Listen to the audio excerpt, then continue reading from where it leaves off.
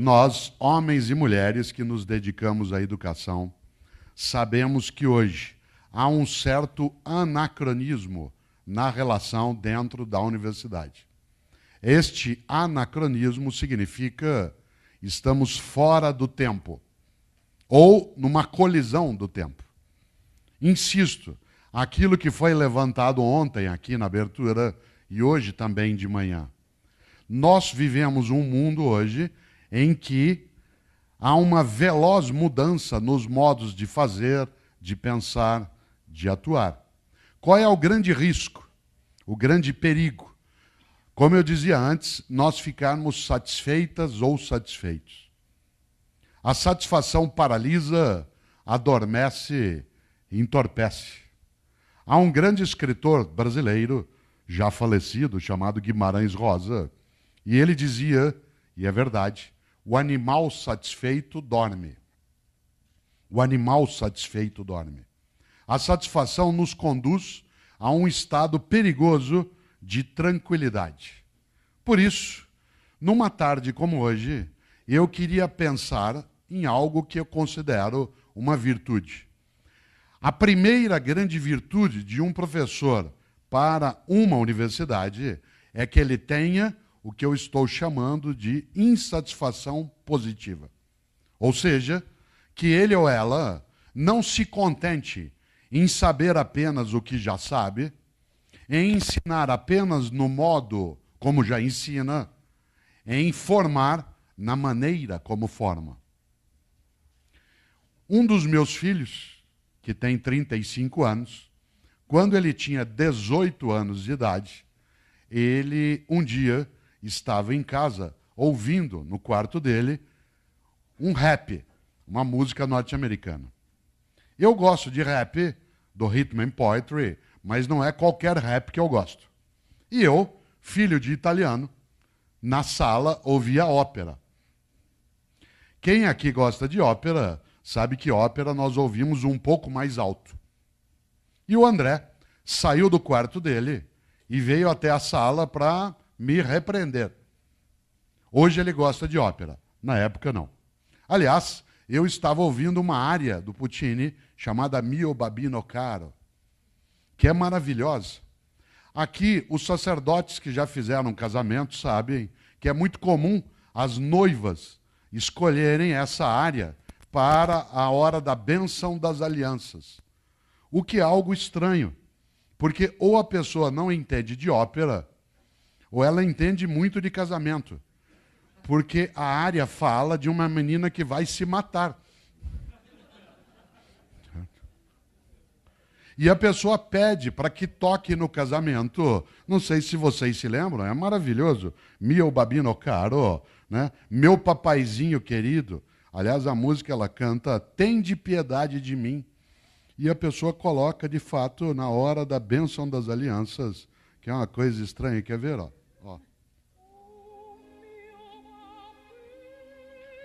Ó, meu papaizinho querido. Tenha piedade de mim. Eu aqui na beira da Porta Rossa, né, em Florença. Ou o senhor me dá esse anel de casamento, ou eu me mato. E ela se mata. E a pessoa põe isso na hora do casamento. Deve ser premonição.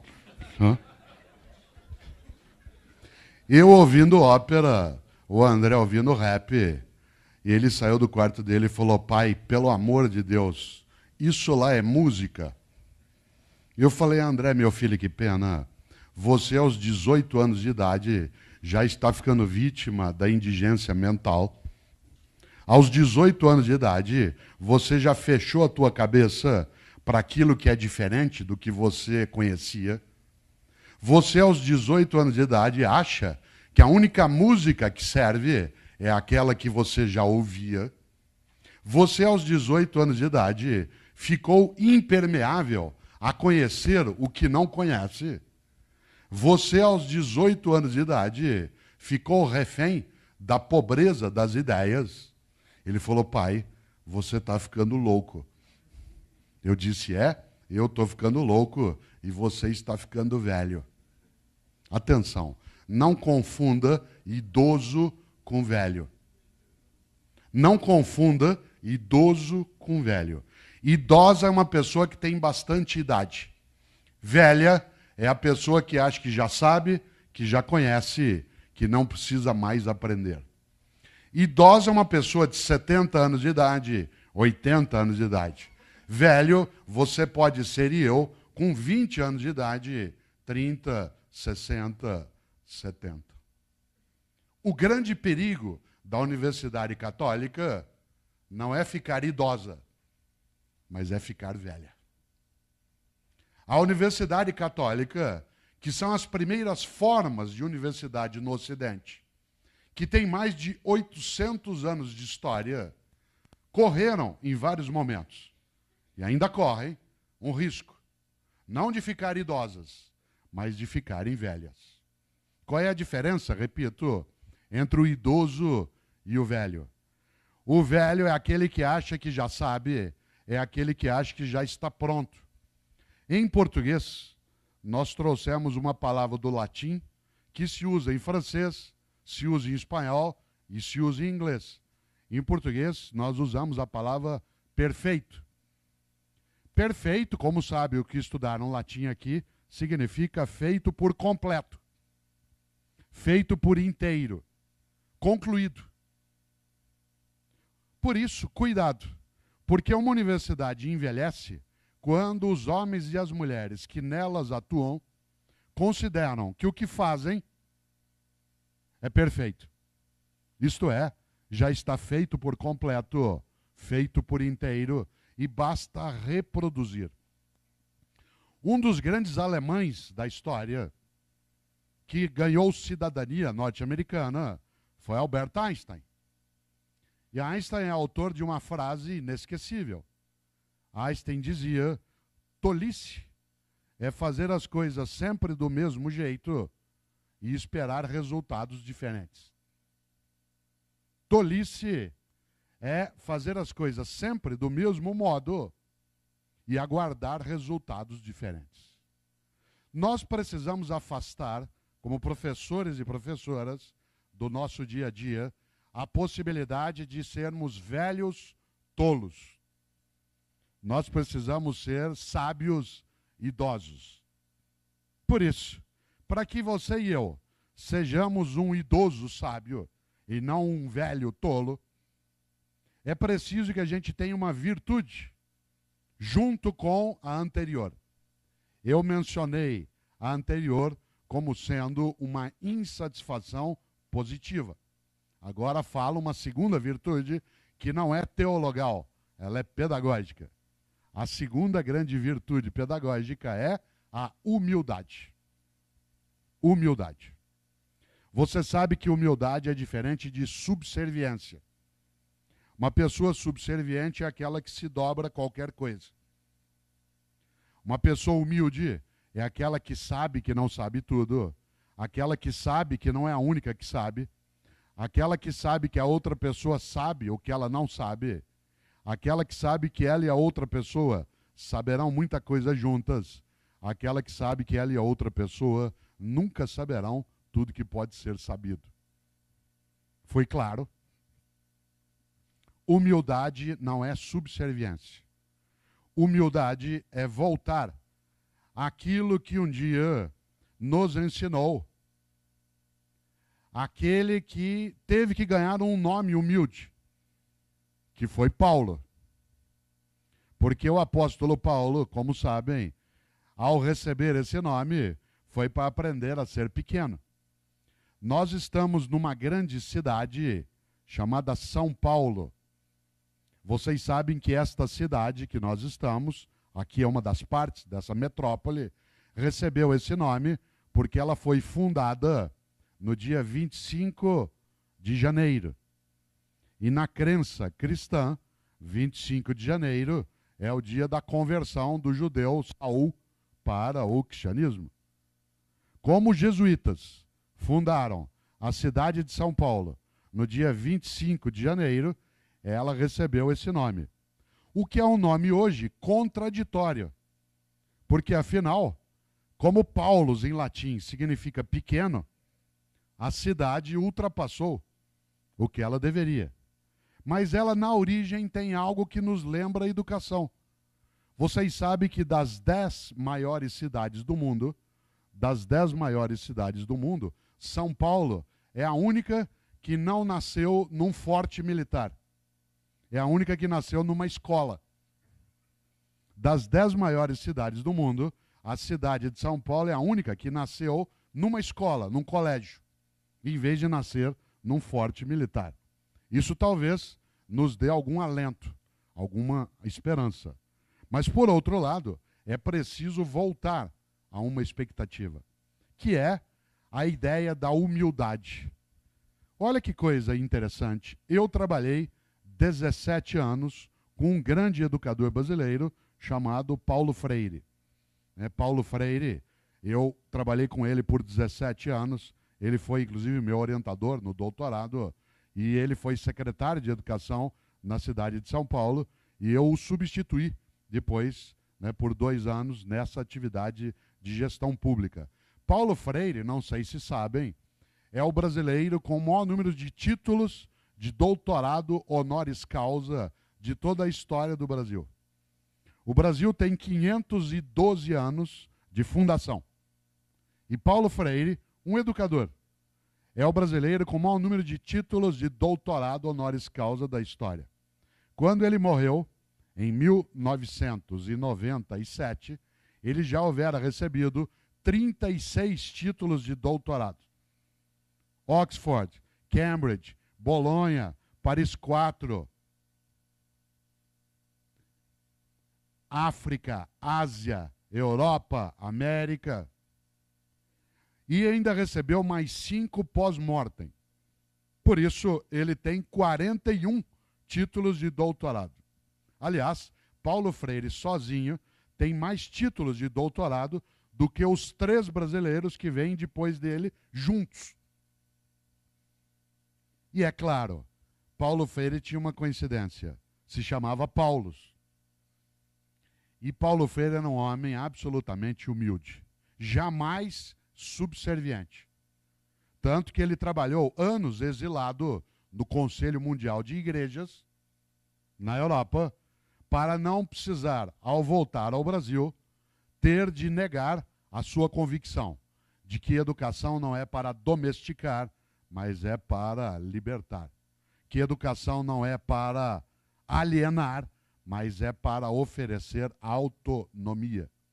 15 anos de exílio, nem para o enterro, o sepultamento da mãe dele, ele pôde voltar. Era humilde, mas não era subserviente. Por isso, uma universidade católica precisa ser humilde, mas não pode ser subserviente.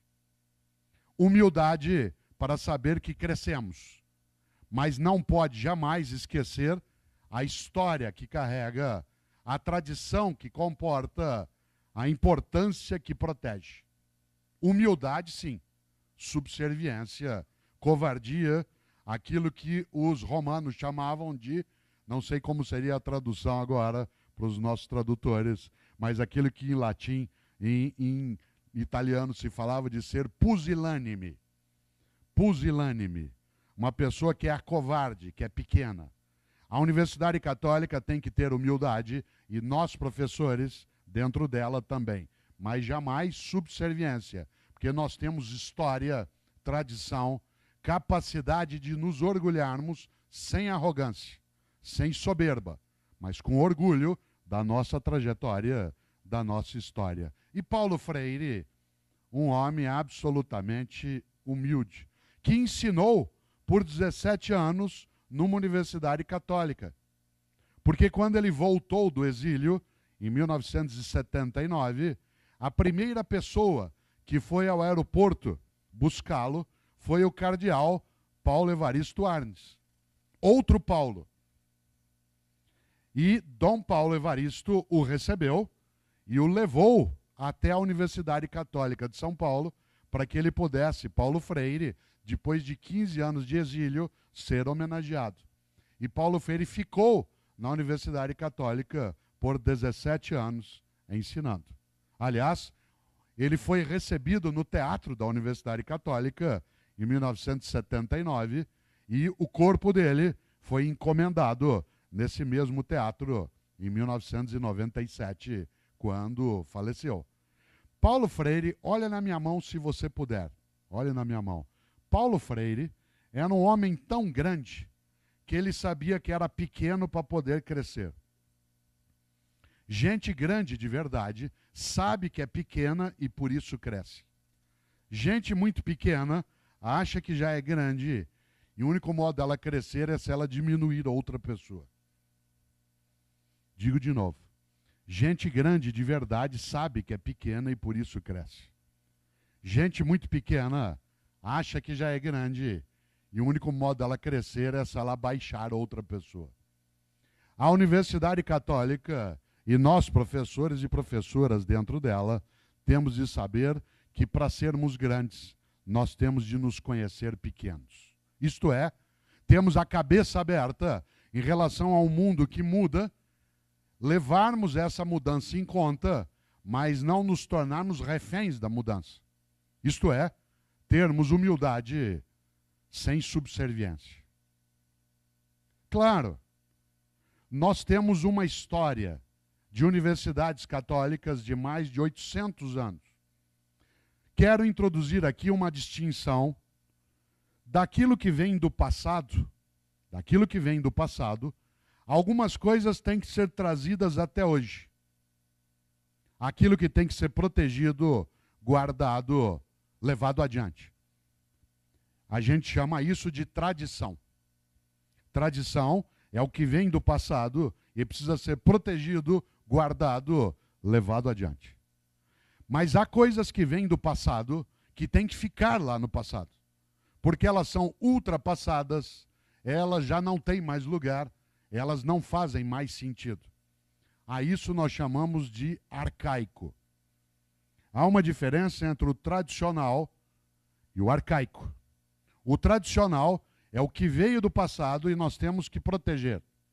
O arcaico é o que veio do passado e nós temos que descartar, deixar lá. Há muitas coisas na Universidade Católica que são tradicionais e precisam ser levadas para o século 21, 22, 23. A atenção ao conteúdo, a formação humanista, o relacionamento saudável na convivência, a recusa ao egoísmo, a noção de acolhimento, o desejo de formar pessoas, isso é tradicional. Mas algumas coisas vêm do passado da Universidade Católica e essas coisas são arcaicas. Que é o autoritarismo em vários lugares, o envelhecimento de algumas práticas pedagógicas, a arrogância eventual de professores e professoras que no mundo de mudança insistem na tolice de continuarem como eram.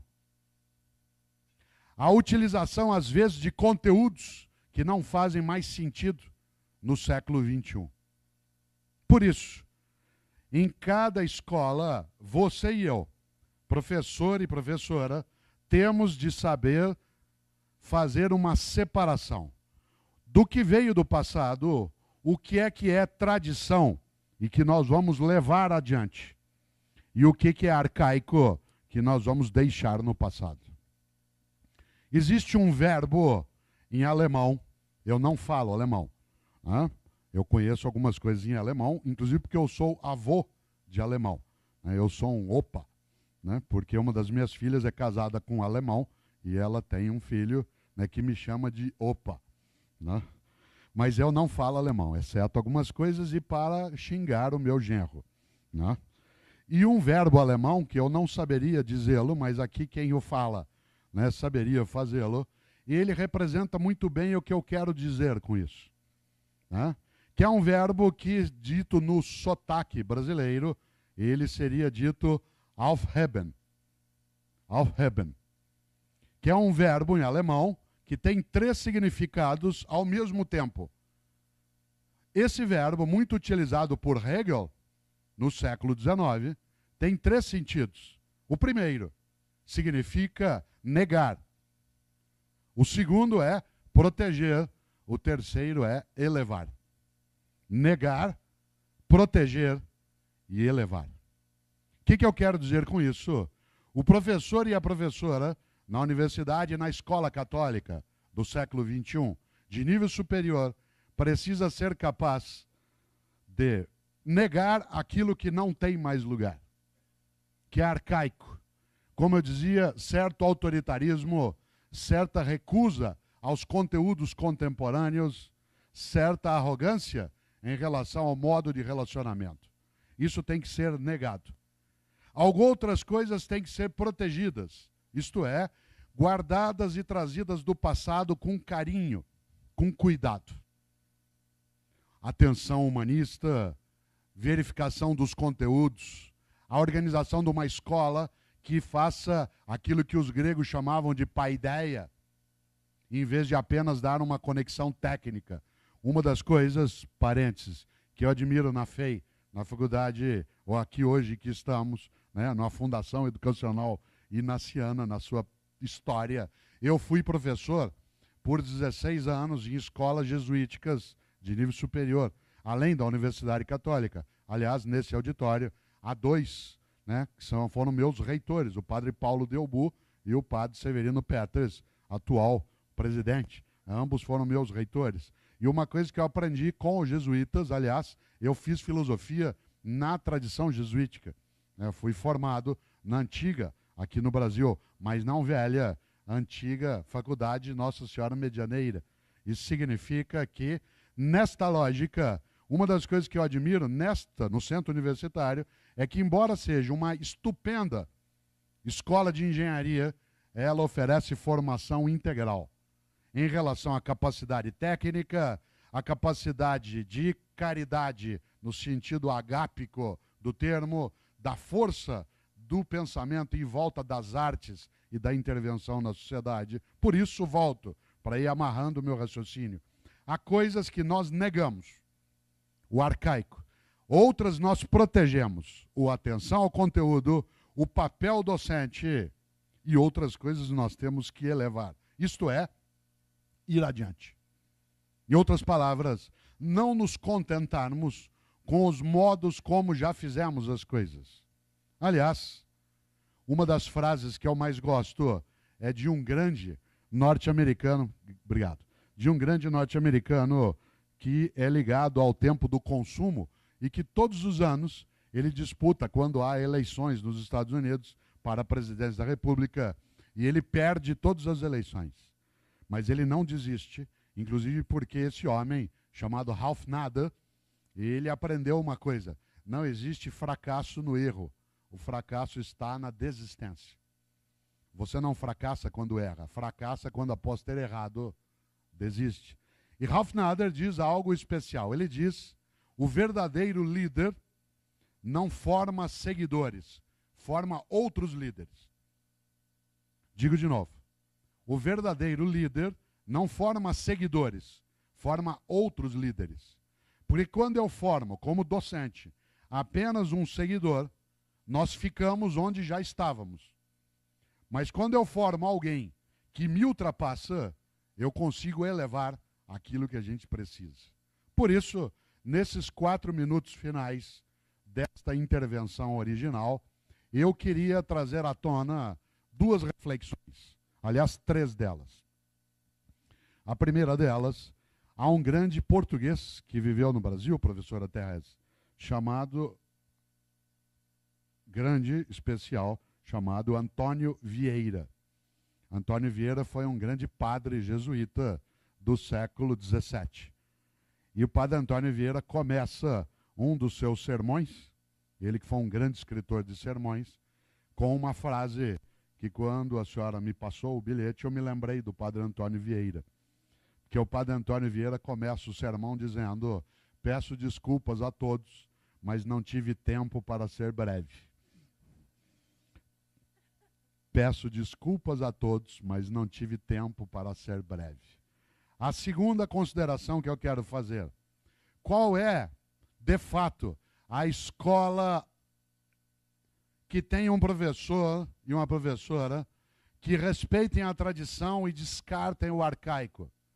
Aquele que, além de uma insatisfação positiva, tenha humildade, mas especialmente tenha coragem. Coragem. Coragem não é ausência de medo. Coragem é a capacidade de enfrentar o medo.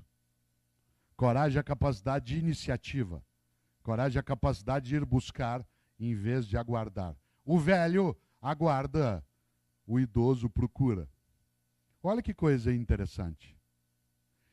Eu quero lembrar algo, e aqui termino, que é uma das ideias que mais me perturba, no bom sentido, que é, na regra dos beneditinos, quando São Bento funda a ordem beneditina, ele faz uma regra, um conjunto de normas. Das regras beneditinas, quem aqui é beneditino sabe disso, a que eu mais aprecio é aquela que deveria se aplicar a todos os professores e professoras de escolas católicas. É a regra 34. A regra 34 dos beneditinos diz: é proibido resmungar. É proibido resmungar. Não é proibido discutir, não é proibido debater, não é proibido discordar. É proibido resmungar. O monge beneditino que resmungar, que murmurar, para usar o latim, ele é colocado fora. O que é resmungar? Resmungar é, em vez de fazer, dizer: alguém tem que fazer alguma coisa. Resmungar é andar pelos corredores dizendo que algo tem de ser feito. Resmunga aquele ou aquela que, em vez de acender uma vela, amaldiçoa a escuridão. O resmungante, e aí eu termino, vou terminar. O resmungante é aquele que não entende o que disse um outro grande beneditino, e essa será a minha última frase, que é um homem do século XVI, um monge beneditino chamado François Rabelais. Para quem gosta de literatura francesa renascentista, François Rabelais, para usar o sotaque francês, tem uma frase que eu vou dizê-la 2 vezes, inclusive para que a nossa tradução fique bem adequada. Rabelais dizia: conheço muitos que não puderam, quando deviam, porque não quiseram, quando podiam. Digo de novo. Conheço muitos que não puderam, quando deviam, porque não quiseram, quando podiam. A gente quer, deve e pode. O professor adequado para a nossa escola é aquele que tem humildade, satisfação não completa, coragem e noção de urgência. É urgente. A gente quer, deve e pode. A gente faz. Obrigado.